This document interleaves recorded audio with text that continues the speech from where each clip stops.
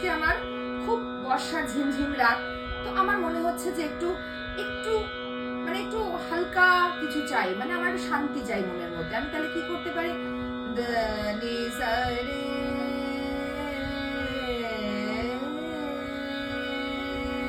সা,